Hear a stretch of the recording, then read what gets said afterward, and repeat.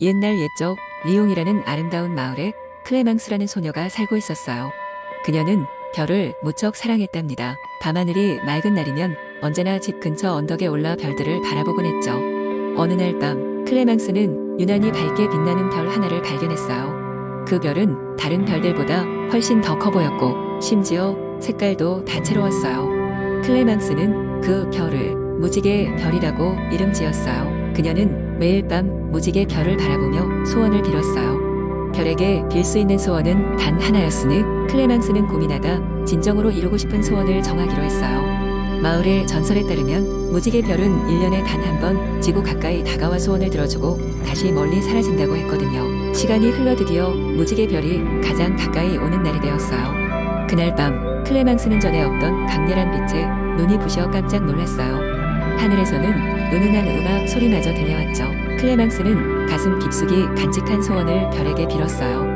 그녀의 소원은 가족들과 사랑하는 사람들이 언제나 행복하게 지내게 해달라는 것이었어요. 그 순간 무지개 별이 더 밝게 빛나더니 클레망스에게 속삭였어요. 소녀야, 진정한 마음에서 나온 소원은 반드시 이루어진단다. 내 덕분에 사랑과 행복이 이 마을에 영원히 깃들 것이야. 별의 말이 끝나자마자 클레망스는 눈부신 빛 속에서 신비로운 경험을 했답니다. 그녀는 마을이 훨씬 더 따뜻하고 밝아졌음을 느꼈어요. 그 이후로 리옹 마을에는 항상 사랑과 행복이 넘쳤고 사람들은 서로를 더 아끼고 배려하게 되었어요. 클레망스는 어른이 되어서도 그 밤하늘의 기적을 잊지 않고 별들을 사랑했답니다. 그녀가 할머니가 되었을 때도 손자들에게 무지개 별 이야기를 들려주며 다 같이 별을 바라보곤 했어요. 마을 사람들은 매년 무지개 별이 가장 가까이 오는 날을 행복의 날로 기념하며 축제를 열었답니다. 이렇게 클레망스와 리옹의 주민들은 무지개의 별 덕분에 행복하게 잘 살았다고 해요. 그날 밤을 기억하며 평화롭고 아름다운 리옹의 전설은 마을 주민들 사이에서 오랫동안 전해 내려왔답니다. 두 번째 이야기. 옛날 옛적 프랑스의 작은 마을 루미에르에는 특별한 정원이 있었다. 이 정원은 마을의 변두리에 있었고 오래된 성벽에 둘러싸여 있었다. 주민들은 이 정원이 마법의 장미로 가득 차 있다고 믿었다. 정원은 오직 2개의 철문으로만 들어갈 수 있었고 그 문은 항상 굳게 잠겨 있었다. 전설에 따르면 이 정원은 아름다움과 사랑의 여신인 아프로디테에게 바쳐진 것이며 진실한 마음을 가진 이들만이 이 정원에 들어가 장미의 축복을 받을 수 있다고 했다. 어느 날 마을 소녀 클레르가 길을 걷다가 우연히 처음 보는 작은 길을 발견했다. 호기심 많은 클레르는 그 길을 따라가 보기로 했고 곧 그녀는 사람 없는 성벽 앞에 다다랐다. 그곳에서 왠지 모르게 신비로운 힘이 느껴지는 듯 했다. 클레르가 성벽을 따라 걷다가 작은 틈을 발견했다. 호기심은 마치 누군가 그녀를 끌어당기듯 문틈 속으로 그녀를 밀어넣었다. 힘겹게 철문을 열고 그녀는 안으로 들어갔고 놀라운 광경이 그녀를 맞이했다. 그곳은 온갖 빛깔의 장미로 가득한 마법의 정원이었다. 클레르는 정원의 중심부로 걸어 들어갔고 그곳에는 다른 장미보다 더 크고 화려한 황금빛 장미가 있었다. 클레르는 조심스럽게 손을 뻗어 장미를 만지자마자 그녀의 머릿속에는 따뜻하고 부드러운 목소리가 들렸다. 그 목소리는 아프로디테의 것이었고 그녀에게 진실한 사랑과 아름다움을 찾는 여정을 시작하라고 말했다. 그날 이후로 클레르는 정원의 비밀을 혼자 간직했다. 그녀는 마을 사람들에게 이야기하지 않았고 매일 저녁 황금빛 장미를 보고 돌아왔다. 시간이 지나면서 클레르는 사람들 사이에서 마음씨 좋고 배려 깊은 소녀로 사랑받게 되었다. 어느 날 마을에 새로운 주민이 오게 되었고 그의 이름은 루카였다. 클레르는 그를 보자마자 그녀의 가슴이 두근거리는 것을 느꼈다. 둘은 우연히 함께 시간을 보내게 되었고 즐겁고 따뜻한 시간을 나누며 서로에게 끌리게 되었다. 그러던 어느 날 클레르는 루카에게 정원의 비밀을 털어놓기로 결심했다. 그녀는 그를 데리고 마법의 정원으로 갔고 두 사람은 함께 황금빛 장미를 바라보았다. 장미를 통해 아프로디테는 다시 한번 클레르에게 속삭였다. 진실한 마음은 상처받지 않고 오로지 빛나는 사랑으로 영원히 피어난다. 루카와 클레르는 서로의 마음을 확인하고 그날 밤 별이 총총히 빛나는 하늘 아래서 한평생 서로를 사랑하기로 약속했다. 그 순간 정원의 모든 장미가 황금빛으로 반짝이며 그들의 사랑을 축복했다. 루카와 클레르는 마을 사람들에게 강력한 사랑의 힘을 보여주었고 마을은 그들 덕분에 더 따뜻하고 아름다운 곳이 되었다. 그리고 마법의 정원은 여전히 그곳에 있어 진실한 사랑을 찾는 이들을 기다리고 있었다. 행복한 결말로 끝나며 클레르와 루카의 사랑은 영원히 이어졌다. 세 번째 이야기.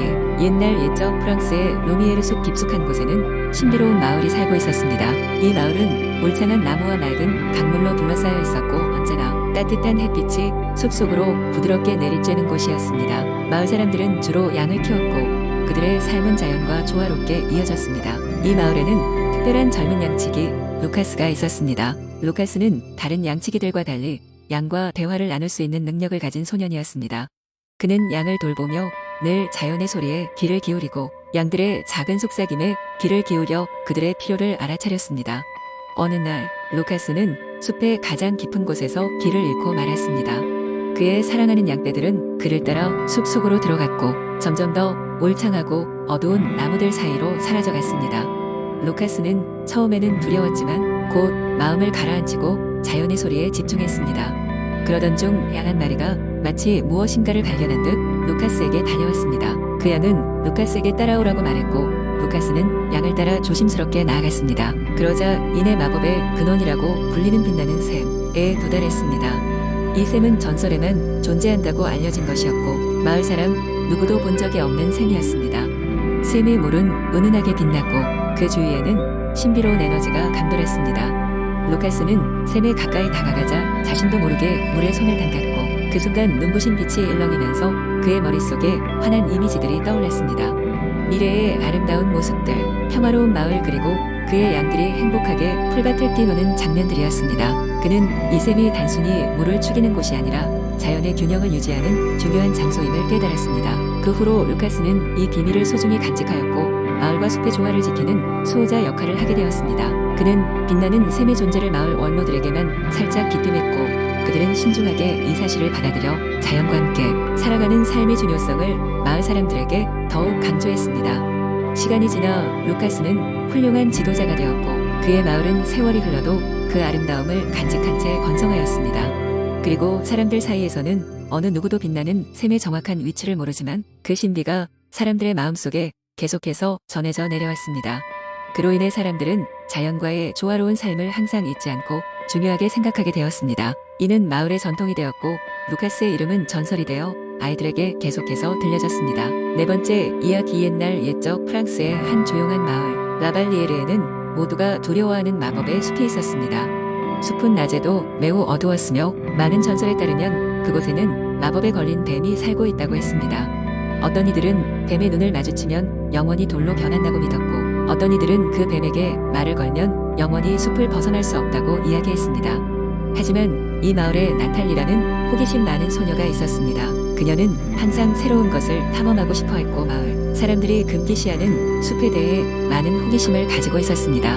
어느 날 그녀는 자신이 그 뱀을 만나볼 수 있을지 궁금해져 모험을 결심하게 되었습니다. 새벽이 오기 전 조용히 일어난 나탈리는 작은 가방에 빵과 물을 챙기고 숲으로 향했습니다. 숲은 그녀가 상상한 것보다 훨씬 더 무서웠지만 나탈리는 차분하게 숲속 깊이 들어갔습니다. 얼마 지나지 않아 그녀는 작은 연못가에 도착했고 거기서 아름다운 무늬를 가진 큰 뱀을 발견했습니다. 뱀은 나탈리를 향해 유심히 바라보았습니다. 나탈리는 잠시 두려움을 느꼈지만 용기를 내서 뱀에게 말을 걸었습니다. 안녕, 난 나탈리야. 난 내 이야기를 여러 번 들었고 직접 만나보고 싶었어. 놀랍게도 뱀은 부드럽게 혀를 내밀며 입을 열었습니다. 안녕하세요, 나탈리. 그래요, 저도 당신을 만나게 되어 기쁩니다. 모두가 말하지만 나는 사람들에게 해를 끼치지 않아요. 뱀의 이름은 베르텔로. 그는 마법사에 의해 마법에 걸린 왕자였습니다. 베르텔로는 나탈리에게 자신의 이야기를 들려주었습니다. 그는 불공정한 결투에서 패배한 후 질투심 많은 마법사에 의해 이 모습이 되었고 진정한 친구를 만날 때까지 이 모습으로 남아있어야 한다고 했습니다. 나탈리는 그에게 진심 어린 동정을 느꼈고 그녀는 매일 아침 베르텔로를 만나러 왔습니다. 그들은 함께 이야기를 나누고 베르텔로는 나탈리에게 숲의 많은 비밀들을 가르쳐 주었습니다. 이렇게 그들은 점점 더 깊은 우정을 쌓아갔습니다. 그러던 어느 날 마을에 한 여행자가 방문했습니다. 그는 왕국을 돌아다니며 마법의 단서를 찾고 있었고 베르텔로의 이야기를 듣자 숲으로 찾아왔습니다. 나탈리는 그를 경계했지만 베르텔로는 그에게 친절하게 대했습니다. 여행자는 베르텔로의 사연을 듣고는 그를 해방시킬 방법이 있을지도 모른다고 했습니다. 여행자는 마법의 비법이 담긴 금색 책을 가지고 있었고 책에는 이 마법을 풀기 위한 조건이 기록되어 있었습니다. 그 조건은 진정한 우정을 증명하는 것이었으며 그것은 뱀의 눈에 있는 눈물이었습니다. 나탈리는 베르텔로를 구할 수 있다면 뭐든지 하기로 마음먹었습니다. 그리고 어느 맑은 아침 나탈리는 베르텔로와 함께 연못가에 다시 모였습니다. 그녀는 마음 깊은 곳에서 베르텔로에 대한 진심 어린 마음을 전했습니다. 그 순간 베르텔로의 눈에서 한 방울의 눈물이 떨어졌고 마침내 그의 마법이 풀리기 시작했습니다. 빛이 나는 가운데 베르텔로는 점차 인간의 모습으로 변해갔습니다. 베르텔로는 나탈리에게 깊이 감사하며 이제 나는 내 나라로 돌아가 사람들을 돕고 내가 경험한 것을 바탕으로 그들에게 더 나은 왕이 될 것입니다. 라고 말했습니다. 나탈리와 베르텔로는 작별 인사를 하고 베르텔로는 왕국으로 돌아갔습니다. 나탈리는 마을로 돌아와 자신의 경험을 사람들에게 이야기하며 숲에 대한 두려움을 사랑과 우정으로 이겨낼 수 있음을 전했습니다. 그 후로 마을 사람들은 숲을 존경과 경외의 대상으로 여기며 그곳을 소중히 여겼습니다. 이렇게 나탈리와 베르텔로의 이야기는 세대에 걸쳐 전해지며 프랑스 사람들에게 진정한 우정의 힘과 사랑의 기적을 일깨워 주었습니다.